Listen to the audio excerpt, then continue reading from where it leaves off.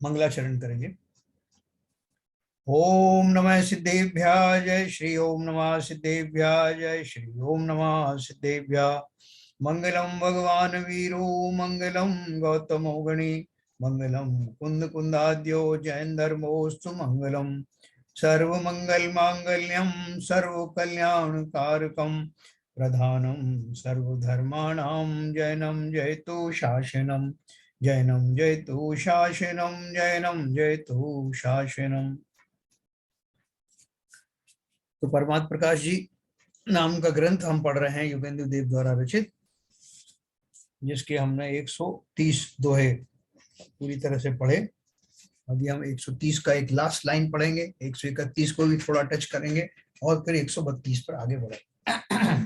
दोहों के माध्यम से हमने बहुत बड़ी बातें कल जानी, जिन चीजों में हमें बहुत अनुराग रहता है, जिन्हें हम धर्म के प्रमुख आयतन समझते हैं, जैसे हमारे तीर्थ क्षेत्र हैं, देवशास्त्र गुरु हैं, शास्त्र आदि हैं, द्वादशांग वाणी है, जिन्हें हम वास्तव में धर्म के प्रगाढ़ स्तंभ मानते हैं, और उनकी किसी भी प्रकार से कोई अगर तनिक भी इधर उधर बात करे तो हमें बर्दाश्त नहीं होता। तो योगेंद्र द्विवेदी जी ने कहा कि प्रथम अवस्था में तो इनसे अनुराग उचित है और होता ही है, लेकिन हमें ऊपर बढ़ना है ना। पहली क्लास में जो हमको 2 दूनी 4 2 चौको 8 सिखाया जाता है, ऊपर की क्लास में फिर उसकी आवश्यकता नहीं रहती। लेकिन उसकी उपादेयता तब भी बनी रहती है। उसी प्रकार से ऊपर की भूमिकाओं में जिन जिन वस्तुओं को कल अपन ने अनित्य ठहराया था, और अनित्य ठहरा करके हमें किस लिए अनित्य ठहराया था कि हमें किसी और की महत्ता बतानी थी। और महत्ता क्या थी?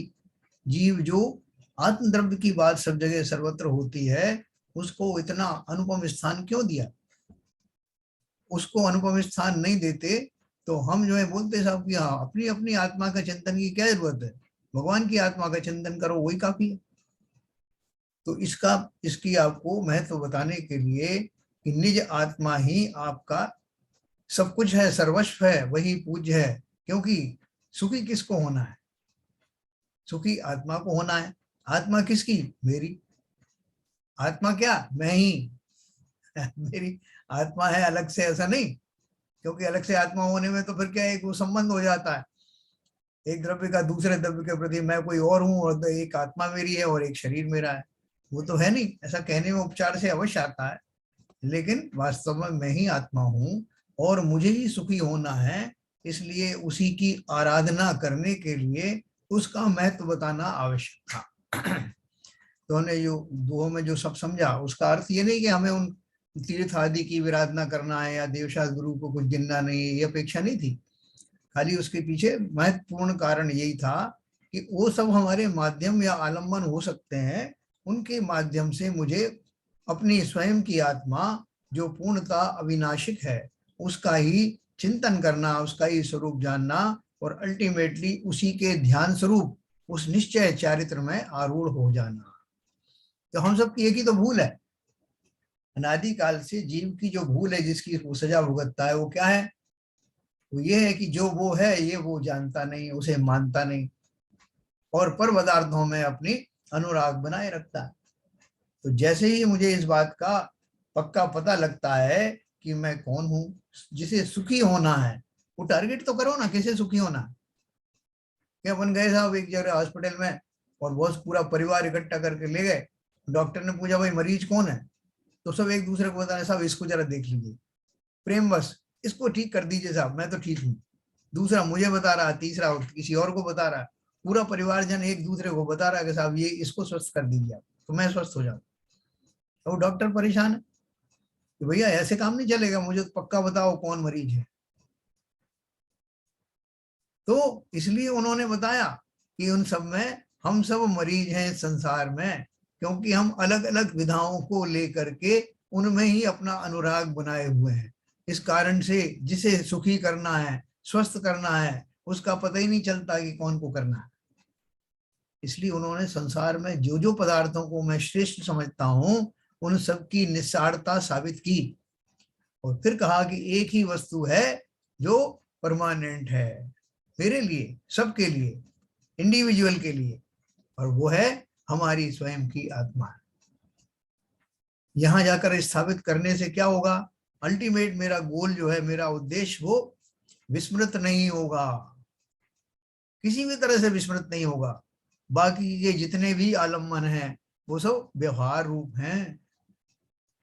निश्चय माने मैं, कहीं से भी लगाओ, निश्चय माने मैं माने आत्मा। तो अपन अभी इसी श्रृंखला में इसी को पुष्ट करते हुए फिर से आगे चलते हैं।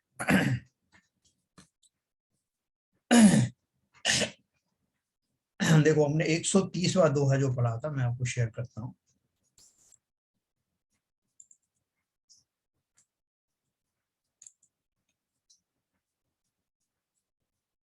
130 में दोहे का जो लास्ट लाइन हमने पढ़ी थी, देखो ये थी, प्रथम अवस्था में यद्यपि धर्म तीर्थ की प्रवृत्ति का निमित्त जिन मंदिर, जिन प्रतिमा, जिन धर्म तथा जैन धर्मी, इनमें प्रेम करना योग्य है प्रथम अवस्था में, तो भी शुद्धात्मा की भावना के समय यह धर्मानुराग भी नीचे दर्जे का ही गिना जाता है।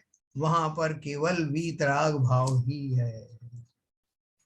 कितनी उत्कृष्टता बताई, जिसे हम संसार का सर्वोत्कृष्ट पदार्थ मानते हैं और उन्हीं की भावना किया करते हैं, बोलते हैं उनसे ऊपर से, उनसे भी उत्कृष्ट एक पदार्थ है, और उसको यह कह करके उसको सराहा है कि वही अविनश्वर है।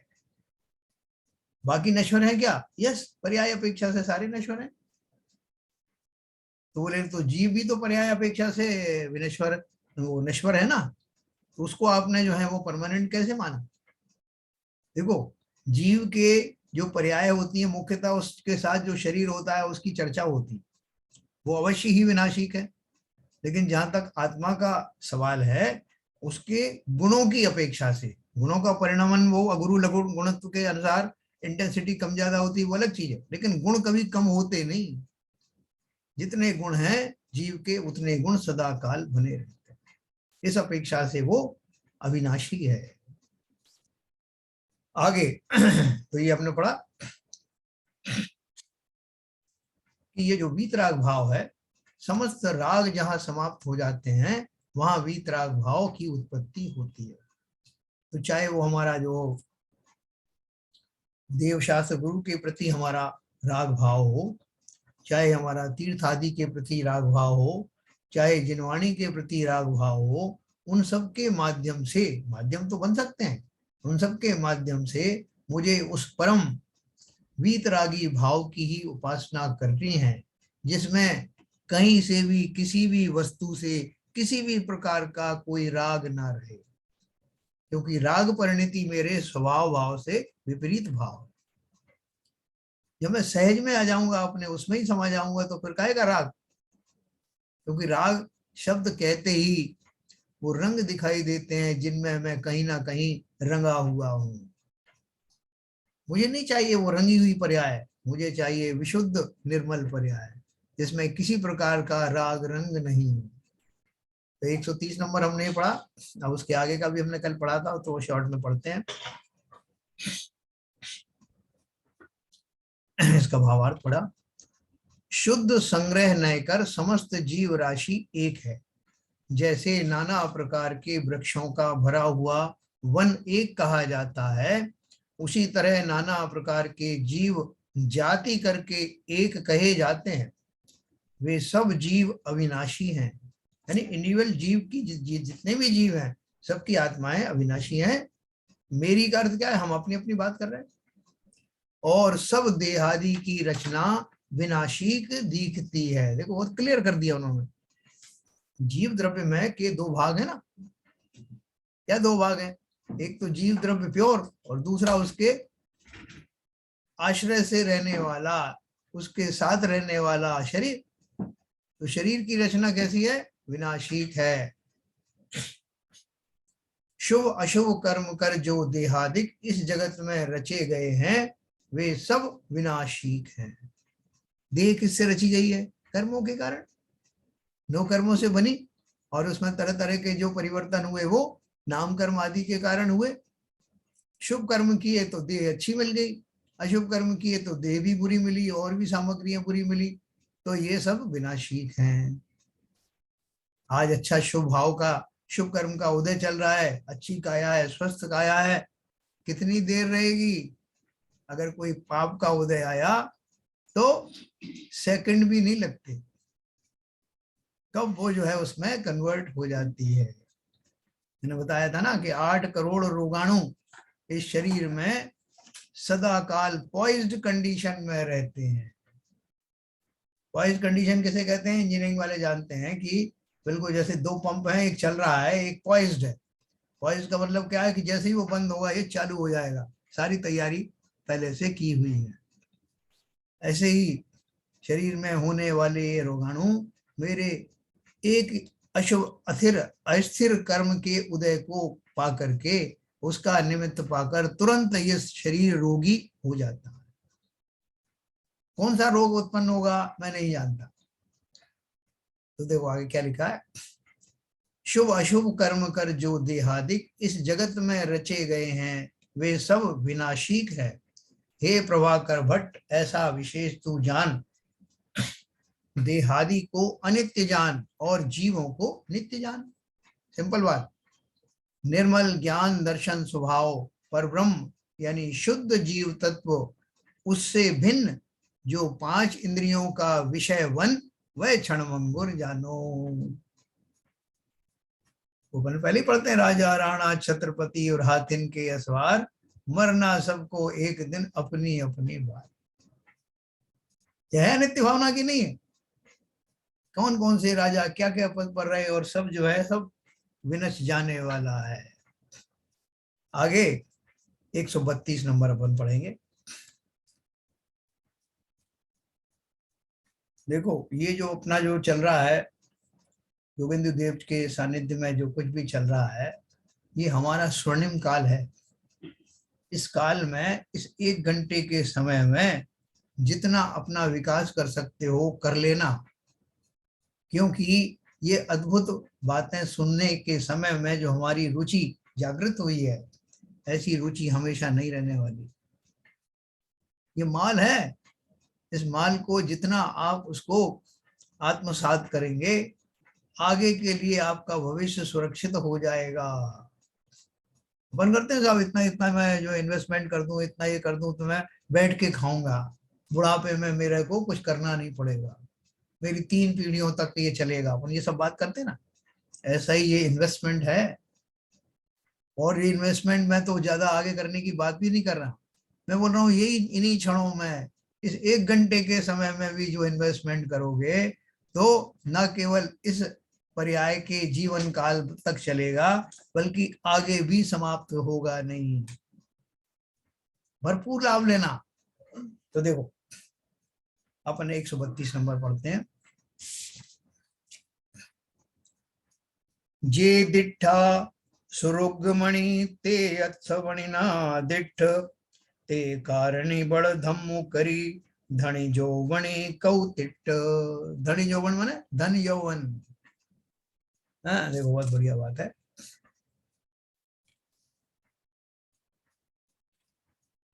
132 आगे पूर्वोक्त विषय सामग्री को अनित्य जानकर धन यौवन और विषयों में तृष्णा नहीं करना चाहिए। ऐसा कहते हैं, हे शिष्य, जो कुछ पदार्थ सूर्य के उदय होने पर देखे थे वे सूर्य के अस्त होने के समय नहीं देखे जाते, नष्ट हो जाते हैं। इस कारण तू धर्म को पालन कर धन और यौवन अवस्था में क्या तृष्णा कर रहा है। भावार्थ है, धन धान्य घर मनुष्य पशु आदि पदार्थ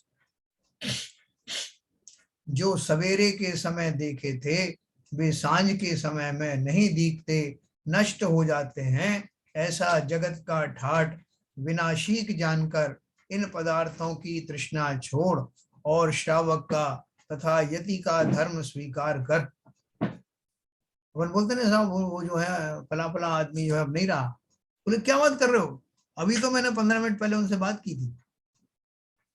बहुत अच्छी खासी बात की, और बहुत देर तक वो प्रलाप करता रहेगा व्यक्ति, नहीं नहीं साहब ऐसे कैसे हो गया, अभी तो मैंने ये किया था वो। लेकिन सत्य क्या है कि वो चल बसा। ऐसी कितनी ही घटनाएं होती हैं, हम चौंकते तब हैं जब हमारे अपेक्षा से पहले ही कोई वस्तु नाश को प्राप्त होती। लेकिन सबका जो है नाश काल निश्चित है, होता सबके साथ यही है, सब वस्तुओं पदार्थों के साथ यही होता है। ये सुबह और शाम की जो बात कर रहे हैं ना, वो खाली क्षण भंगुरता के हिसाब से कर रहे हैं। धन यौवन में क्या तृष्णा कर रहा है, ये तो जल के बबूले के समान क्षण भंगुर है। यहाँ कोई प्रश्न करे कि गृहस्थी धन की तृष्णा ना करे तो क्या करे, हैं? उसका उत्तर निश्चय व्यवहार रत्नत्रय के आराधक जो यति, उनकी सब तरह गृहस्थ को सेवा करनी चाहिए। 4 प्रकार का दान देना, धर्म की इच्छा रखना, धन की इच्छा नहीं करनी। क्या बोल रहे हैं? 4 प्रकार का दान देना, और इच्छा किसकी रखना? धर्म की इच्छा रखनी, धन की इच्छा नहीं करनी। यदि किसी दिन प्रत्याख्यान की चौकड़ी के उदय से श्रावक के व्रत में भी रहे तो देव पूजा, गुरु की सेवा, स्वाध्याय, दान, शील, उपवास आदि अनुव्रत रूप धर्म करे। और यदि शक्ति बड़ी शक्ति होवे तो सब परिग्रह का त्याग कर यति के व्रत धारण करके निर्विकल्प परम समाधि में रहे। देखो क्या इन्होंने जो एक बात कही है ना, प्रत्याख्यान की चौकड़ी। यदि किसी दिन प्रत्याख्यान की चौकड़ी के उदय से श्रावक के व्रत में रहे, इसका अर्थ क्या है कि अप्रत्याख्यानावरणी कषाय तो चली गई, लेकिन प्रत्याख्यानावरण कषाय बाकी होने से मुनिव्रत धारण नहीं हुए, अणुव्रत तो धारण हो गए। तो अणुव्रत धारण हुए तो क्या बोल रहे हैं, श्रावक के व्रत में भी रहे तो देव पूजा, गुरु की सेवा, स्वाध्याय, दानशील, उपवास आदि अनुव्रत रूप धर्म करे। और यदि बड़ी शक्ति होवे तो सब परिग्रह का त्याग कर यति के व्रत धारण करके निर्विकल्प परम समाधि में रहे। तो ये हमें कौन बताएगा कि हमारी शक्ति कितनी है?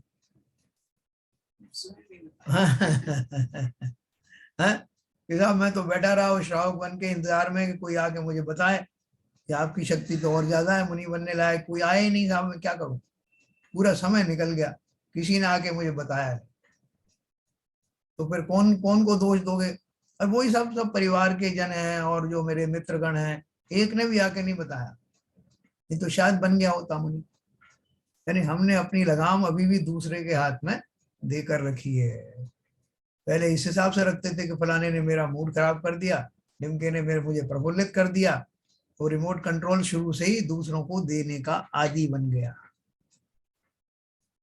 तो मैं स्वयं अपनी शक्ति का आकलन करूं ना, अपने वैराग्य का क्या लेवल चल रहा है, मैं इस समय किन भावों में हूं, मेरा प्रोफाइल कितना किस अपेक्षा से चल रहा है, इसको मैं नहीं जानूंगा तो कौन जानेगा? नहीं साहब वो केवल ज्ञानी से पूछना पड़ेगा। अब केवल ज्ञानी तो है नहीं भैया आप, तो क्या करें? तो इंतजार करूंगा साहब, और आने वाली जितनी पर्याय हैं तब तक इंतजार करूंगा जब तक केवल ज्ञानी ना मिल जाए, फिर उनसे पूछूंगा। ये सब स्वयं को धोखा देने की बात है। हम स्वयं बहुत अच्छे से जानते हैं कि मेरे परिणाम किस दिशा में चल रहे हैं। यति को विवेकी गृहस्थ धन की तृष्णा ना करे, है ना, ऊपर लिखा है यति को तो सर्वथा धन का त्याग और गृहस्थ को धन का प्रमाण या परिमाण करना योग्य है। विवेकी गृहस्थ धन की तृष्णा ना करे। विवेकी गृहस्थ की बात कर रहे हैं, ऊपर तो क्या बोल दिया कि वही गृहस्थ को धन का परिमाण करना योग्य है, मतलब वो इच्छा तो कर सकता है लेकिन सीमित अवश्य, सीमित संख्या में, सीमित मात्रा में। लेकिन आगे क्या बोल रहे हैं, विवेकी गृहस्थ धन की तृष्णा ना करे, मतलब जितने अपना जितने में काम चल जाए मिनिमम उतने में गुजर करना। यहाँ हमको एक थोड़ा सा चालाकी सूझती है कि साहब आपने बोला कि जितने में काम चल जाए, अब मेरा काम जो है साहब वो 1 करोड़ में भी नहीं चले, क्या पता। बोले अभी कितने में चल रहा है, तो बोले अभी तो 10,000 रुपये में चल जाता था साहब, लेकिन आगे का कुछ पता नहीं ना, क्या पता नहीं। अगर अभी से हमारी ये बुद्धि धनादि के प्रति आसक्ति कम हो रही है, तो आगे तो और कम होगी ना। उसको और बढ़ाने की कोशिश क्यों कर रहे हो? इसलिए वो बोल रहे हैं, जबकि तृष्णा भाव उछेद घटती जान घटाइए। अपने भावों की परख करो। अगर मेरी तृष्णा कम हो रही है, तो उस इच्छा शक्ति के का भरोसा लेकर के और ज्यादा कम करना उसको, और निरंतर कम से कम करते जाना, क्योंकि जितनी जितनी तृष्णा मैं रखूंगा उसका लाभ मुझे मिलने वाला नहीं, उसका नुकसान ही नुकसान। धन यौवन असार है, यौवन अवस्था में विषय तृष्णा ना करे। विषय का राग छोड़कर विषयों से परान्मुख जो वीतराग निजानंद एक अखंड स्वभाव रूप शुद्धात्मा, उसमें लीन होकर हमेशा भावना करनी चाहिए। ठीक है ना। देखो बात सिर्फ यही है, लेकिन इन्होंने अपनी भाषा में बहुत अच्छे भली प्रकार से हमको समझाया। आगे देखो अगला 133 नंबर। धम्मुण संचिव तौण विकियु रखे चम्मयेण खज्ज विजर उद्देह्य नरई पड़े बहुतेण। थोड़ा सा डिफिकल्ट शब्द है 133।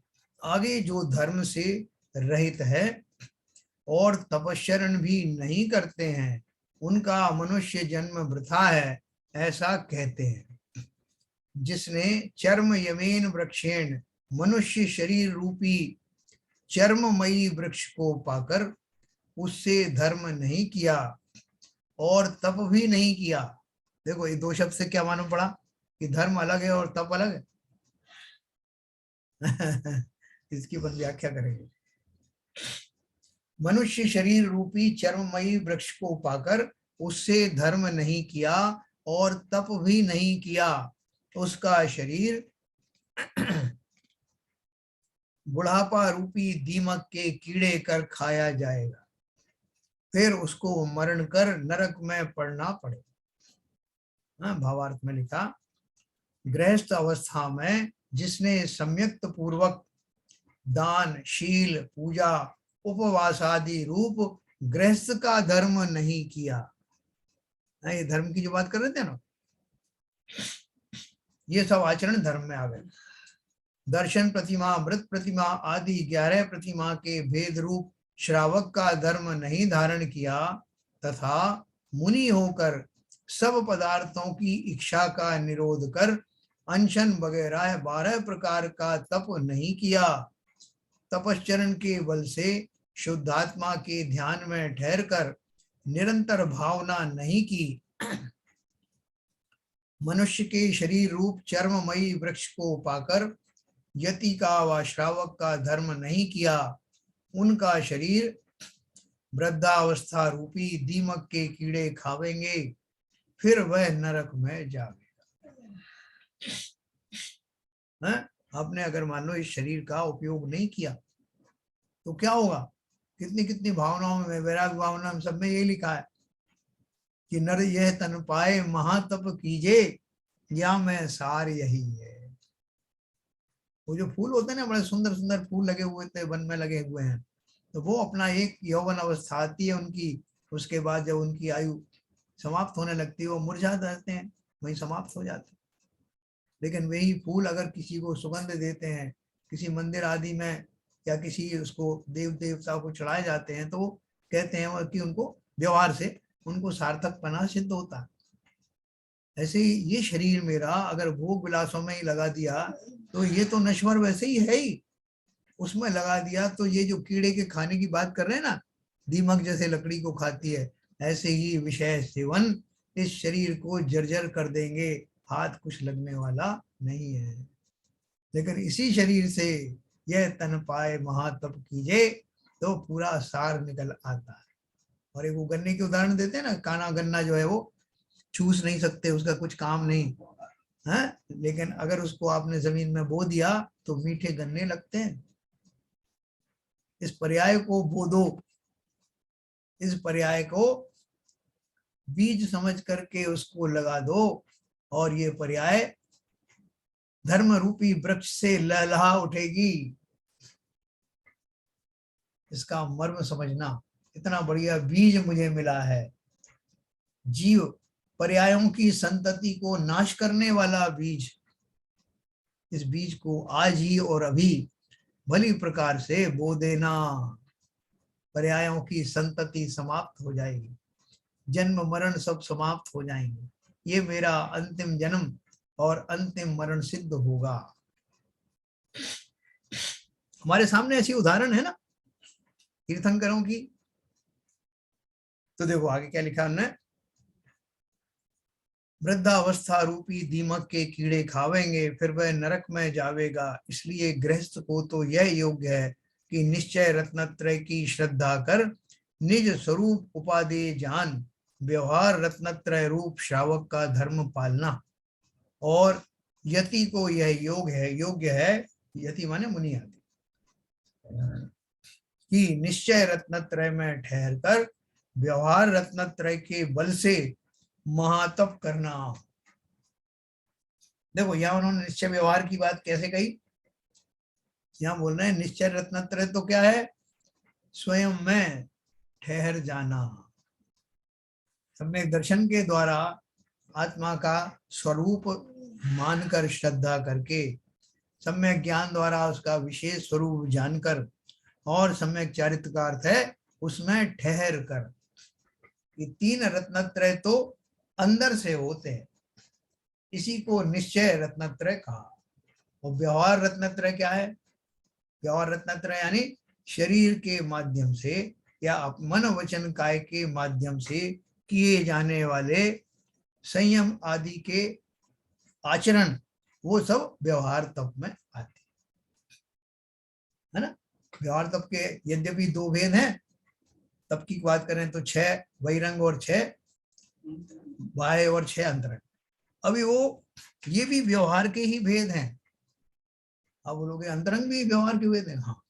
किस अपेक्षा से हैं कि वो प्रवृत्ति रूप संयम है, मुझे ये करना है, मुझे अभी ये आचरण पालन करना है, मुझे अभी ये वाला अहिंसा महाव्रत पालन करना है। ये सब जो प्रवृत्तियां हैं बुद्धि पूर्वक की जाने वाले ये अंतरंग तप होते हैं, और उसमें बाह्य जो क्रियाएं हैं वो उसके अंदर में शामिल होके इस तरह 6 बाह्य और 6 अंतरंग प्रवृत्ति रूप संयम होता है। लेकिन वो अंतरंग तप के साथ साथ वो अंतरंग चिंतन, जिसे मैंने निश्चय रत्नत्रय कहा, वो चिंतन वास्तव में वो निश्चय की परिभाषा में आता है। इसमें किसी को कोई शंका हो कभी भी तो पूछ सकते हैं, जिससे हमें बहुत क्लैरिटी आ जाए कि अंतरंग क्या, बाह्य क्या, तपश्चरण किसमें आते हैं, व अंदर चिंतन किसमें आता है, बाह्य या व्यवहार रत्नत्रय किसे कहते हैं और निश्चय रत्नत्रय किसे कहते हैं। एक बार अपने को एक कंसेप्ट क्लियर हो जाए ना तो हम बिल्कुल भ्रमित नहीं होंगे। तो देखो व्यवहार रत्नत्रय के बल से महातप करना, अगर यति का व श्रावक का धर्म नहीं बना, अणुव्रत नहीं पाले, तो महादुर्लभ मनुष्य देह का पाना निष्फल है, उससे फिर कुछ फायदा नहीं। ज्यादातर पर्यायों में हमें पर्याय ऐसी मिली, बड़ी उत्तम उत्तम पर्याय मिली। हम बोलते अरे साहब हम तो पंचम काल में आके फंस गए, तो चतुर्थ काल में कौन सा तीर मारा हमने, चतुर्थ काल में हम कहीं और चले गए थे क्या, संसार से बाहर? किसी भी काल में हम बाहर गए नहीं, हमको एक से एक उत्तम काल और पर्याय मिली, लेकिन हमने कुछ नहीं किया। लेकिन जैसे चतुर्थ काल के जीवों को पंचम काल के जीवों की व्यथा बता करके उनके अंदर में वैराग्य उत्पन्न किया जा सकता है, किया भी गया, ऐसा ही मैं अपने आगामी काल में आने वाले संकटों को ध्यान में रखते हुए, पंचम काल की शुरुआत हुई है, अभी 3000 साल ही तो निकले हैं 21,000 में से, आगे का समय बहुत दुष्कर आने वाला। तो जैसे चतुर्थ काल वाले जो हैं वो दीक्षित हो गए पंचम काल वालों की हालात सुन करके, ऐसे ही पंचम काल के इस पहले पायदान में रहने वाला मैं, आगामी दुखों की कल्पना करके, आगामी विषमताएं प्रतिकूलताओं को चिंतन करके आज और अभी अपने योग्य अपना भविष्य सुरक्षित करें। ये इन्वेस्टमेंट है। तो बोल रहे हैं इस मनुष्य देह को फिर कब मिलेगी कुछ पता नहीं। 2000 सागर का जो समय मिलता है तरस पर्याय का, उसमें से मनुष्य पर्याय की जो लिमिटेड पर्याय मिलती हैं, हो सकता है ये मेरा अंतिम पर्याय हो। इसके बाद मैं फिर चला जाऊंगा उस अनंत संसार में, नरक निगोदी संसार में, जहां से फिर त्रस पर्याय पाना बहुत दुर्लभ काम होगा। तो अब इतने हाथ में आए हुए रत्न को कौवे को उड़ाने के लिए मत फेंक देना। तो देखो अगला और एक अपन पढ़ेंगे, फिर अपन चर्चा करते हैं। 134 नंबर।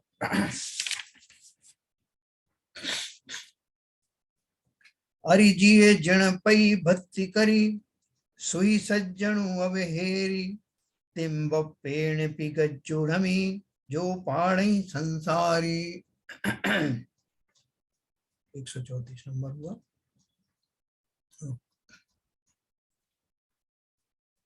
आगे श्री गुरु शिष्य को यह शिक्षा देते हैं कि तू मुनिराज के चरणार बिंदों की परम भक्ति कर। हे भव्य जीव, तू जिन पद में भक्ति कर और जिनेश्वर के कहे हुए जिन धर्म में प्रीति कर, संसार सुख के निमित्त कारण स्वजनम, जो अपने कुटुंब के जन, उनको त्याग दे, अन्य की तो बात ही क्या है। तो अपन को बड़ा अजीब लगेगा कि ये महाराज क्या करने वाले, मुश्किल से परिवार मिला है, इसमें इतने स्नेही स्वजन मिले हैं, मेरी कितनी वो केयर करते हैं, महाराज को क्या मालूम है। महाराज कह रहे हैं छोड़ दो। तो या तो महाराज को कुछ है, मुझसे द्वेष है, मेरे परिवार से द्वेष है, या मैं ठीक से समझ नहीं पा रहा हूँ कि उन्होंने क्या कहा। और लोगों से जाके पूछते हैं कि महाराज क्या कह रहे थे, बोले यही कह रहे थे कि अपने स्वजनों को सबको छोड़ दो। बोले बताओ कैसी गलत बात है, जो मेरे उपकारक हैं, जो मुझे सब विषय सुखों को देते हैं, उनको त्याग करने की बात कर रहे हैं महाराज। तो उन्होंने कहा कि महाराज जो कहेंगे, अगर उनके प्रति तुम्हारी श्रद्धा है तो वो गलत कहेंगे नहीं, इतना विश्वास रखना। तो उन्होंने क्या कहा, श्री गुरु शिष्य को शिक्षा देते हैं कि तू मुनिराज के चरणार बिंदों को परम भक्ति कर।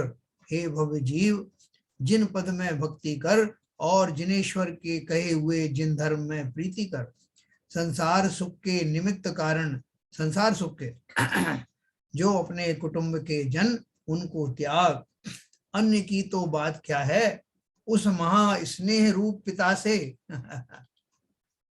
भी कुछ काम नहीं है।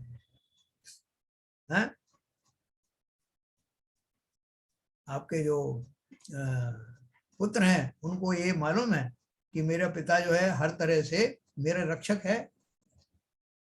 कहते हैं पिता सम, पिता तुल्य हैं साहब हमारे। पिता तुल्य का अर्थ क्या है कि मैं कैसा भी अपराध करूं, मैं कैसी भी विषमताओं से गुजरूं, मेरा पिता मुझे उसके संकट का आभास तक होने नहीं देगा।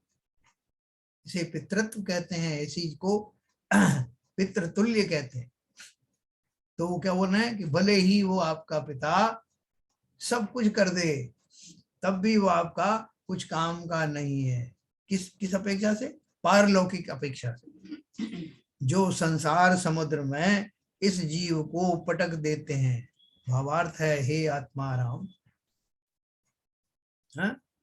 अनादि काल से दुर्लभ जो वीतराग सर्वज्ञ का कहा हुआ राग द्वेष मोह रहित शुद्धोपयोग रूप निश्चय धर्म और शुभोपयोग रूप व्यवहार धर्म। देखो एक बहुत बढ़िया उन्होंने क्लू दिया आपको। यहाँ आपको क्लियर हो जाएगा कि जो दो तरह का धर्म कौन सा है। जब भी मैं शुभ धर्म की बात करूं, शुभोपयोग रूपी धर्म की बात करूं, तो वो व्यवहार धर्म है। अशुभोपयोग का तो सवाल ही नहीं, तीन में उपयोग में से अपन को चूज करना है। तो शुभोपयोग रूप धर्म अगर है तो वो कौन सा धर्म कहलाएगा? व्यवहार धर्म। तो हमारी जो भक्ति आदि है, मुनि भक्ति आदि है, जिनेन्द्र देव की भक्ति, पूजा अर्चना आदि जितने भी धार्मिक अनुष्ठान और क्रियाएं हैं, दानशील आदि, ये सारे व्यवहार धर्म में आते हैं। क्यों आते हैं?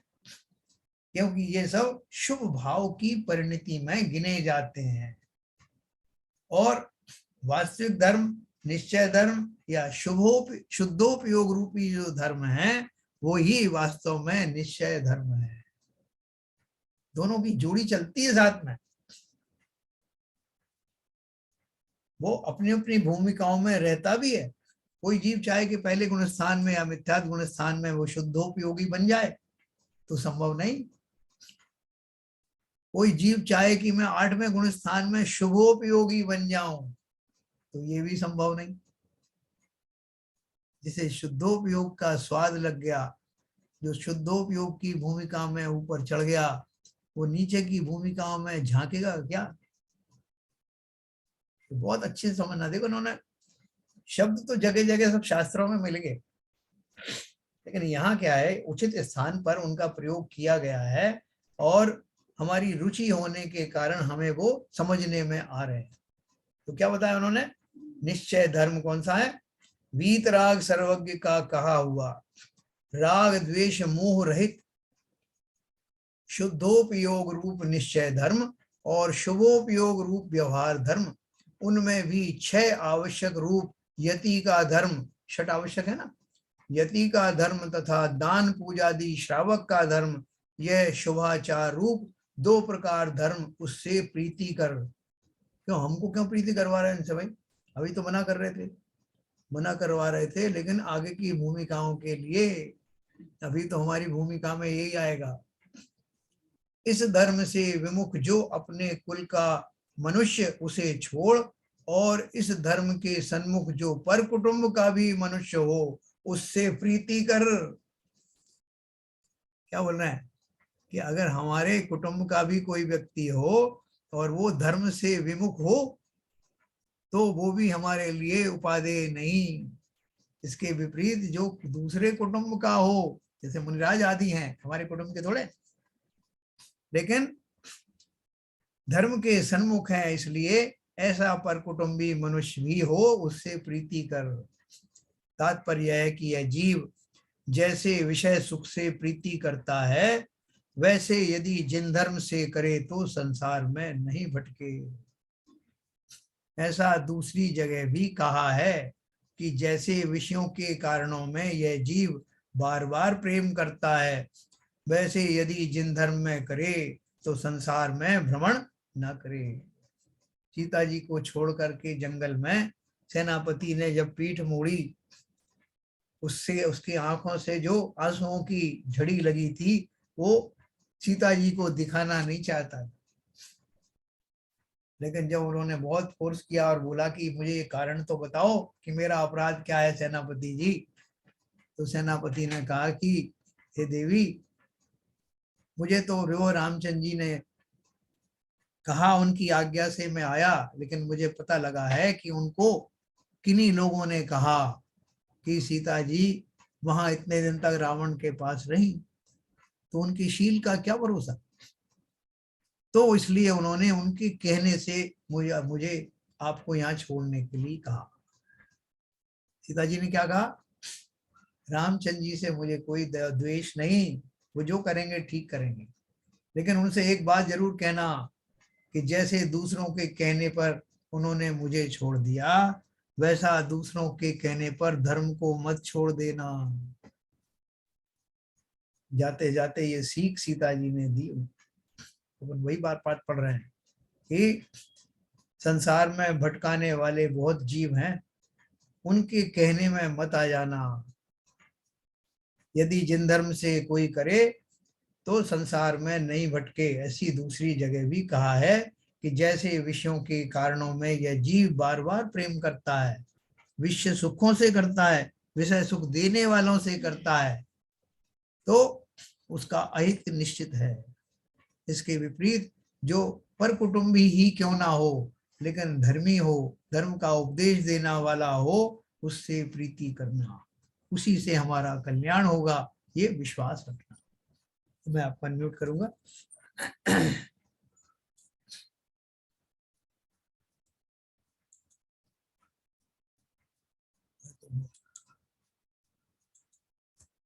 हाँ सर। आज तो योगेंद्र देव जी ने काफी चेतावनियां दे दी।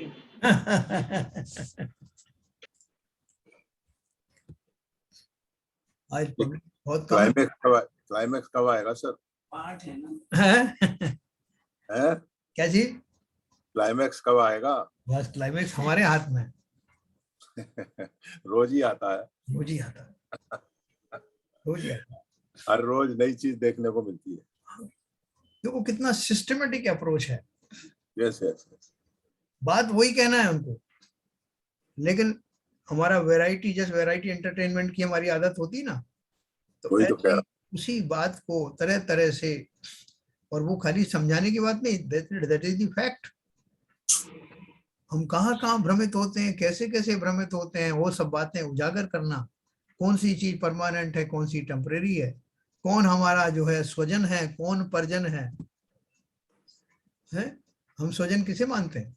तो स्वजन की परिभाषा भी सुन ली हम। ठीक है क्या हरभजन साहब? सर मेरा तो कोई सवाल नहीं, मैंने तो पूरा सुना ही नहीं, डिस्टरबेंस होता रहा, 3 टेलीफोन चेंज किए, आई डोंट नो कैसे चार्ज नहीं हुआ है कोई भी। अच्छा। सो ये तीसरा टेलीफोन है मैंने। सर आज आप इसको रिकॉर्डिंग को जरूर सुनना। तो इतना डिस्टरबेंस बीच बीच में कट हुआ है। अच्छा। नहीं लय नहीं बन पाई होगी आपकी, तो इसकी रिकॉर्डिंग को। क्या है कि पहले टैब से शुरू किया, टैब की बैटरी चली खत्म हो गई, बच्चे लोग इस्तेमाल कर लेते हैं तो। अच्छा। तो उसी को चार्जिंग में लगा के चालू रखते ना। अरे चार्जर कहाँ पे रहता है, इतनी बड़ी कॉर्ड थोड़ी होती है उसकी, चार्जर की कॉर्ड ज्यादा से ज्यादा 1 मीटर की। अच्छा अच्छा। ये कोई बात नहीं, देखो अपने को तो अपने आप को चार्ज करना है, और उसके लिए ये तो शुरू से ही मालूम है, अपने आप को ही चार्ज करना है।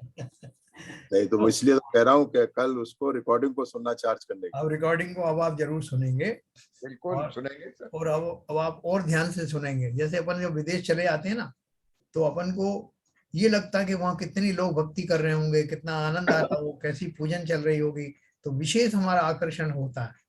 उसी प्रकार से नहीं नहीं सुन पाए हैं तो आपका विशेष आकर्षण अब रिकॉर्डेड सुनने में लगेगा। मैं आपको बताऊं, जी। आज से करीब 10 एक साल पहले 2012 में मैं गया था लंदन। हाँ। तो वहां पे पंचकल्याणक चल रहे थे। अच्छा। और मुझे ऐसा लगा डेली मेरे को जाना चाहिए। यहाँ पर मुश्किल से कभी कभी चले जाते थे, ठीक है, शामिल हो जाते थे, लेकिन वो भाव नहीं आता था। लेकिन वहां पर जाके ऐसा लगा कि हाँ, ये जगह ऐसी है जहाँ पे मेरे को जाना चाहिए, और मैं गया। हाँ हाँ।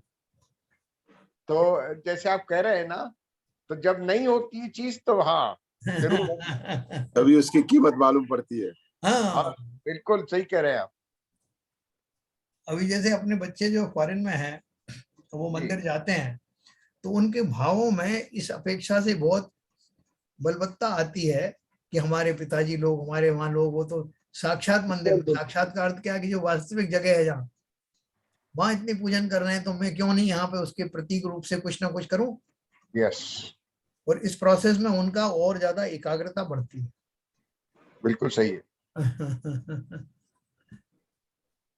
तो चलिए बढ़िया है, अपन थोड़ा तो धीरे धीरे ही सही, लेकिन जा तो सही दिशा में रहे हैं। क्या शरण जी, लग रहा है आपको?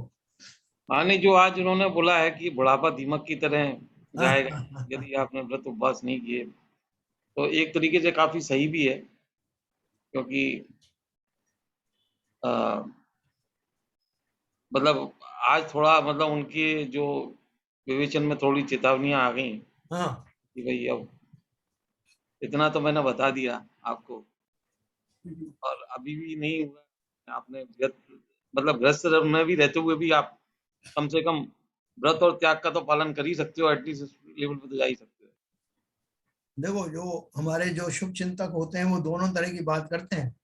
पहले प्रलोभन की बात करते हैं, भाई ये करोगे तो ये मिलेगा, और फिर चेतावनी देते हैं कि नहीं करोगे तो क्या पनिशमेंट है ना। तो दोनों तरह से हमको समझाया जाता है, जिसमें से जो भी भाषा हम समझ लें, साम दाम दंड भेद। क्या भाव जी? क्या क्या उपयोग करें अपन, ये बुढ़ापे को कैसे काम में लगाएं? आज आपने सब कुछ बता दिया है। बाबूजी तो आज आपने हो गए। बाबू जी ने तो लगा दिया अपना पूरा। वास्तव में जो है वो आप सब ज्ञानियों ने अपने आप को अपनी अपनी सामर्थ्य के अनुसार, अपनी अपनी रुचि के अनुसार इस दिशा में मोड़ दिया है, ऐसा मुझे पूरा विश्वास। कई बार अपन को ही नहीं मालूम पड़ता कि मैं कितना मुड़ गया हूँ, लेकिन जब कोई परिस्थिति आती है तो हमको लगता है साहब मैंने वास्तव में मुझे इसका बड़ा लाभ हुआ। क्या वो लगता है? बात नहीं, सही है, छोटा छोटा छोड़ते जाइए, छोटा छोटा करते जाइए, आपको पता भी नहीं लगेगा, एक साथ में तो कुछ नहीं छूटेगा। हाँ। तो अपन को क्या करें, अपन जो ये शुद्ध आत्मा की इतनी बात कर रहे हैं, शुद्धोपयोग की बात कर रहे हैं, ये अपन कान से सुन के, एक कान से सुन के दूसरे से निकाल दें, क्योंकि हमारी भूमिका में तो अभी शुद्ध उपयोग की एंट्री हुई नहीं। क्या करना चाहिए? वैसे रास्ता तो बताया है। हाँ। उन्होंने आज ही बताया है हाँ। कि लेके शुरू से जो है लेके फिर अपना चिंतन करना, व्रतों का अणुव्रत धारण करना, फिर महाव्रत। इस रास्ता तो वही है, हाँ। उसके अलावा तो कोई और रास्ता है नहीं। लेकिन किस स्टेज में हम कितना समय लेते हैं, यानी जो अणुव्रत धारण करने की स्टेज तक पहुंचने में कितना समय लेते हैं, खैर उसके बाद तो शायद स्वतः ही मोड़ आ जाता होगा। अभी देखो ये लेडीज लोग रस्सी पालती हैं, ये भी एक तरीके से सने सने उसकी शुरुआती है। अणुव्रत पालन करने के लिए हमारी क्या एलिजिबिलिटी होना चाहिए? सम्यक दर्शन प्राप्त करें कि नहीं, उसके बिना हो जाएगा? श्रद्धा तो होनी चाहिए सर। देखो, अणुव्रत जो नाम की जो दूसरी प्रतिमा है, उसके पहले पहली प्रतिमा जो दर्शन प्रतिमा है, वो सम्यक दर्शन पूर्वक ही होती है। सारी प्रतिमाओं का जो आधार है वो तो सम्यक दर्शन ही है। तो सम्यक दर्शन प्राप्त करने की जब हम क्षमता धारण करेंगे, उस विषय में हम पुरुषार्थ करेंगे, तो वो शुद्धोपयोग की समझ हमें आए बिना रहेगी नहीं। क्योंकि वो शुद्धोपयोग तो बीच में पड़ेगा ना, करण लब्धि के समय में, करण लब्धि के अंत में होने वाला वो जो क्लाइमेक्स है, वो शुद्धोपयोग रूप ही होता है। सर ऐसा है, आपने जैसा कहा बिल्कुल सही है। डिस्क्रिप्शन तो अभी भी कर सकते हैं हम, लेकिन उस स्टेज को धारण करने में ही असली चीज है। मेरी इतनी रुचि हो जाए कि उसको धारण करने लगे, बस ये रुचि अब एक बार बताइए, पहली प्रतिमा तो जो आप देंगे जब सम्यक दर्शन होगा वास्तविक रूप में, बिल्कुल तब तक पहली प्रतिमा नहीं दी तो दूसरी प्रतिमा कैसे धारण कर लेते हैं? नहीं कर सकते ना। नहीं कर लेते हैं, 5 प्रतिमाधारी है, 6 प्रतिमाधारी है। नहीं, वो तो क्षुल्लक भी बन जाते हैं, 11वीं प्रतिमाधारी बन जाते हैं बिना सम्यक दर्शन के। यही तो विडंबना वाली बात है। नहीं सर, वो तो इट इज अस्यूम दैट उनका अपना दर्शन जो हो चुका जो है। 5वीं प्रतिमा धारी है वो ये कह देगा कि मैंने पहली प्रतिमा नहीं ली है। नहीं, ये तो सीक्वेंस में ही आएंगे। जो 5 प्रतिमा धारी है वो ये कह देगा मैंने पहली प्रतिमा नहीं ली है। नहीं कहने, बाबू जी कहने वाली बात नहीं है, मैं तो आध्यात्मिक दृष्टि से पूछ रहा हूँ। कहने वाली बात नहीं है, पूछने वाली बात नहीं है, और सर्टिफिकेट देने वाली बात नहीं है। बराबर। मैं तो आध्यात्मिक दृष्टि से विवेचन करने के लिए बोल रहा हूँ। हाँ। जब तक सम्यक दर्शन नहीं किया तो दूसरी प्रतिमा कैसे धारण हो सकती है? हो ही नहीं सकती। देखो ऐसा है, अपने ये मोक्ष मार्ग प्रकाशक में इस बारे में बहुत विस्तार से दिया है कि ये प्रतिमाओं का स्वरूप क्या है, और जो जीव ऐसा स्वयं को धोखा देते हैं कि उन्होंने प्रतिमाएं धारण कर ली हैं बिना सम्यक दर्शन के, वो कहीं भी उचित नहीं है। तो वो क्या बोलते हैं फिर, वो व्रत प्रतिमाओं आदि का पालन नहीं करें क्या? तो उन्होंने लिखा है टोडरमल जी ने कि पालन तो अवश्य करो, लेकिन उस जाति के उसमें जो बताए नियम संयम उनका पालन कर सकते हो तो जरूर करो, लेकिन उनको प्रतिमाएं मानो मत, क्योंकि अगर उनको ही प्रतिमाएं मान ली तो तुम वहीं सेटिस्फाई हो जाओगे, फिर आगे बढ़ोगे कैसे? उनका कहना यह है कि वो जो नियम संयम आदि उन स्वरूप जो बताए गए एक एक प्रतिमा के अगेंस्ट में, उन प्रतिमा उन नियम संयम का पालन उस करके और सम्यक दर्शन की प्राप्ति कर लो। मतलब इसको उस रूप में बना करके इसको एक साधन बना लो। ये स्वयं में प्रतिमाएं नहीं है जब तक सम्यक दर्शन नहीं होता। यही तो एक दिन इसी पिछले दिनों जब विवेचना कर रहे थे तो बहन जी ने बताया था कि इस तरह के अणुव्रत अपनी प्रैक्टिस के लिए, संयम को धारण करने के लिए श्रावक कर सकता है, मगर ये क्वालिफाई नहीं कर सकता कि मैंने प्रतिमा धारण कर ली है जब तक कि वो सम्यक दर्शन ना हो। अरे अपन तो उसको डिग्री की तरह यूज करते हैं। मैं भैया जी बन गया हूँ, मैं जो मैंने वो रख ली, 7वीं प्रतिमा ले ली है और सार्वजनिक रूप से मैंने डिक्लेयर करवाया था कि मैं जो हूँ 7वीं प्रतिमाधारी हो गया। वो डिग्री थोड़ी है, वो तो मेरे विषयों की डिग्री कम करने वाले स्थान हैं। तो उसको इस रूप में कहाँ यूज कर रहे हो? कि सब तरह के हमारे आचरण है, भ्रष्ट आचरण है, जो जैसा वास्तविक जो है शील आदि का पालन है वो हो नहीं रहा है। पंचेंद्री के विषयों में पूरी लोलुपता है, धन आदि इकट्ठा करने का भाव अभी भी बना हुआ है। काय का ब्रह्मचर्य?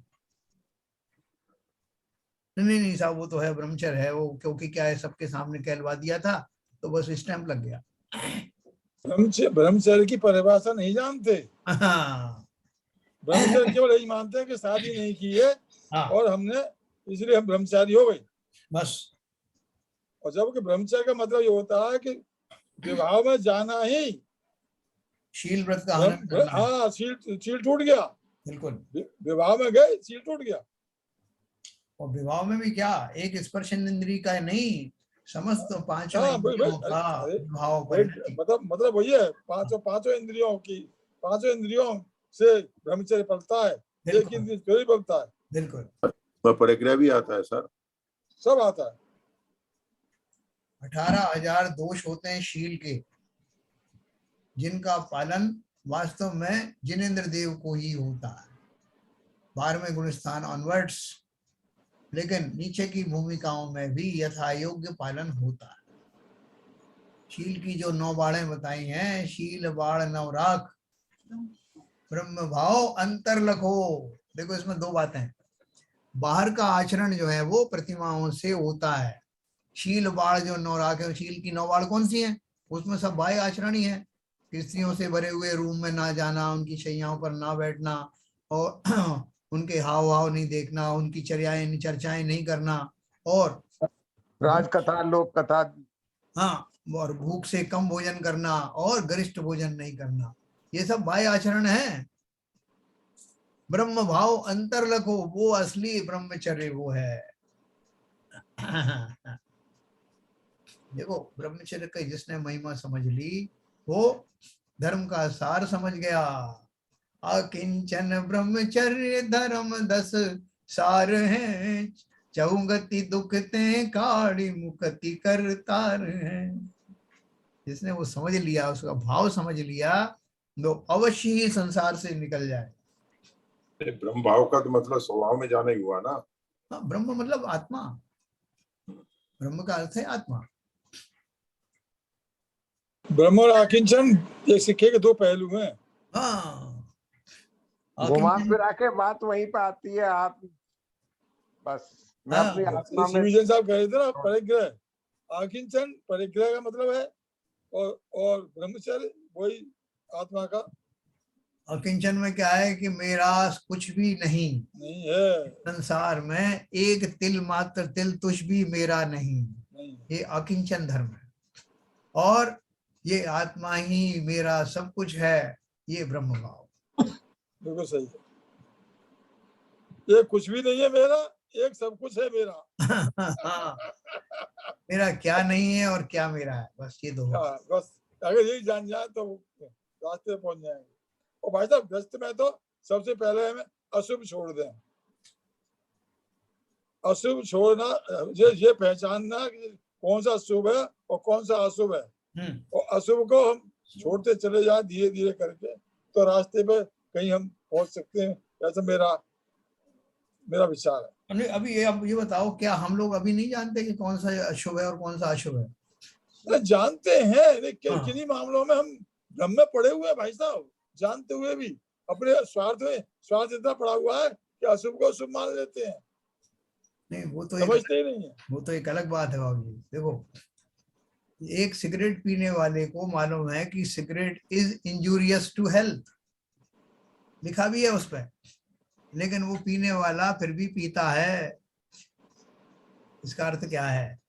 हम ज्यादातर अशुभ भावों को जानते हैं और फिर भी करते हैं। हाँ, इनफैक्ट मुझसे ज्यादा मुझे कोई और नहीं जानता। बिल्कुल सही बात है, सही बात है। कितने मेरे भाव, खोटे भाव कहाँ कैसे कैसे हो रहे हैं। वो उसमें जो आता ना, हा हा में अत्याचारी बहु जीवन घाती, हाँ। वो सब क्या है? ये कन्फेशन है, स्वीकारोक्ति है कि मैंने सब कुछ जानते हुए भी स्वापर दया नहीं की, अपने आप को ऐसे पापों में लिप्त कर दिया जिनकी सजाएं भोगने के लिए अब मुझे डर लग रहा है। सही बात है। तो चलिए साहब, समय हो गया, अपन योगेंद्र बहुत जी सुंदर सर। कल फिर सुनेंगे अपन। आप जो सुनिए, जिन जिन ने नहीं सुन पाए थोड़े रिकॉर्डिंग में चलिए। ख्यातम नाश वे को ज्ञान के प्रकाश वे को, आपा पर भास वे को भानु सी बखानी है। छाहो द्रव्य जान वे को बंधु विधि भान वे को, स्वरूपी छान वे को परम प्रमानी है। अनुभव बताए वे को जीव के जताए वे को, काहू ना सताए वे को भव्य और आनी है। जहाँ तहाँ तार वे को, तार के उतार वे को, सुख विस्तार वे को यही जिनवाणी है। हे जिनवाणी भारती तो जपू दिन रैन, जो तेरी शरणा गए सो पावे सुख चैन। जावाणी के ज्ञान ते सूझे लोकालोक, सो वाणी मस्तक धरूं सदा देतु हूँ धूप। जिनवाणी माता की जय।